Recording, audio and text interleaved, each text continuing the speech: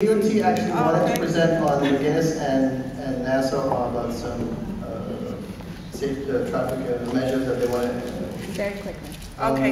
In the meantime, What is a good estimate that you anticipate to start the work?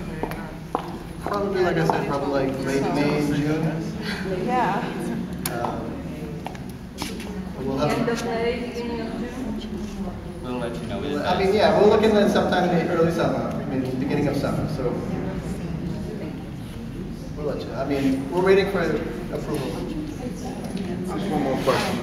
Is the contractor going to have a procedure on checking the vehicle or traffic plates at the end of the day, making sure they're spiked and paired and they're rammed? This way, when he leaves at 2 in the morning, when the buses are flying over the plates and they're bouncing all over Plates have to be secure. I don't think there's. I mean, I don't expect that there's have a lot of plates. So you'll have, I'm sure you'll have plates in the intersection. Well, what we're doing is that's why we have a lane.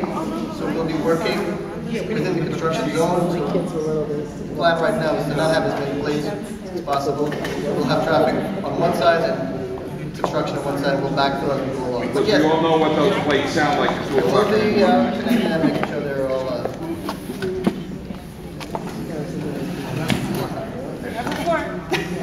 Good evening. Hi, I'm Nicole Opnix from New York City DOT. Is that better? Can everybody hear me? I'm Nicole Opnix from New York City DOT.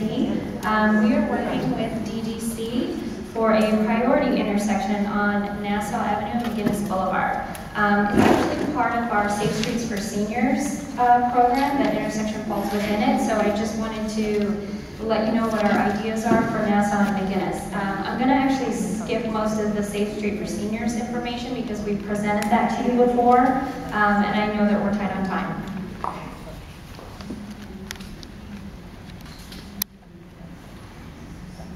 Okay, so Greenpoint is our senior area, and it's one of 25 designated areas. And this intersection, Nassau and McGinnis, is something that we're really focusing on safety. So these are the boundaries, and I don't know if you could see, but Nassau Avenue and McGinnis is in the boundaries.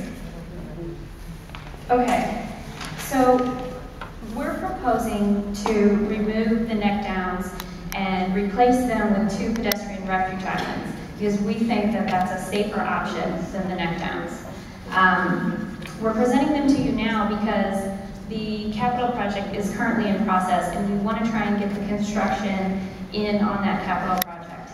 Now Nassau Avenue and McGinnis Boulevard actually ranks in the 99th percentile of intersections in the entire borough of Brooklyn. From 2005 to 2009 there were 26 injuries and there were 4 fatalities at this intersection. There are high volumes on McGinnis Boulevard, but there are low turn counts onto Nassau Avenue. There's a lot of pedestrians at this intersection, and we noticed that the turning vehicles are failing to yield to the 800 pedestrians that are crossing at the peak hour. Is that no traffic lights? Should have The lights are on, but no lights. Okay, if I could just get through this very quickly. So what we're proposing to do is install pedestrian refuges in the north and the south crosswalks on McGinnis Boulevard.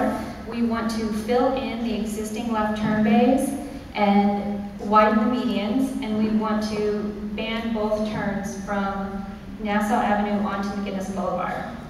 We think that this will reduce the crossing distance and minimize vehicle-pedestrian conflict, take away 2 of the 4 turning conflicts currently in the intersection.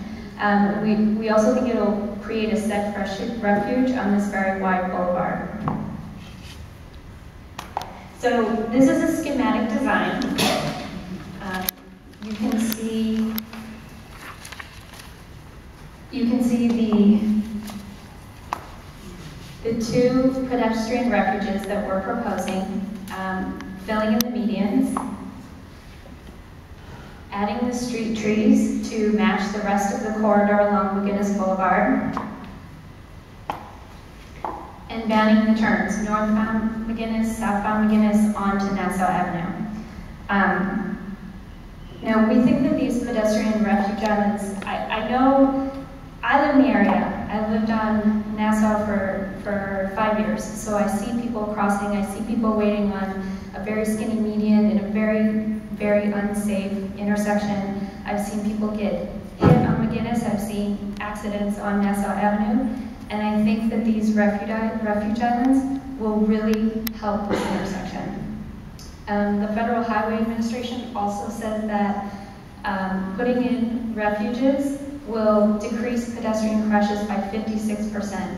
If we've had 4 fatalities and 26 injuries, 56% reduction would be a very big improvement. Does this include countdown? Yes. We were supposed to get countdown. Yes. Yes. I know that most of you are probably concerned about the turn ban. Like I said before, there's a low number of cars turning from McGinnis onto Nassau. It's 48 cars at the very highest peak. There's not a lot of truck traffic that turns onto McGinnis, even though there's a lot of truck traffic on McGinnis. For northbound McGinnis traffic, you can turn on Ingert and go up Beckford. You can turn on Driggs and go up Beckford and arrive at Nassau. For southbound, you can turn on Meserole, you can turn on Norman, head down Diamond, and get right to Nassau. And because it's such a low number of turns that we would be banning, we don't think it's going to have a very negative impact on the side streets. So now you think traffic, and you put them on the sidewalk for the kids to play. They don't think that it's an easier move just to throw up a turning light, Yeah. stagger the light time, let the turns go, let the people wait, or vice versa. Yeah. Well, So so throw in a few more Wouldn't it trees be and cheaper put in 2 more feet of concrete? It's more McGinnis than 2 feet. Boulevard is, the signal timing is a 120-second cycle. To change one intersection on the whole corridor, you'd have to change the entire signal cycle timing. And if you just change one intersection to just allow for left turns, it's not going to work. It wouldn't work with the signal department.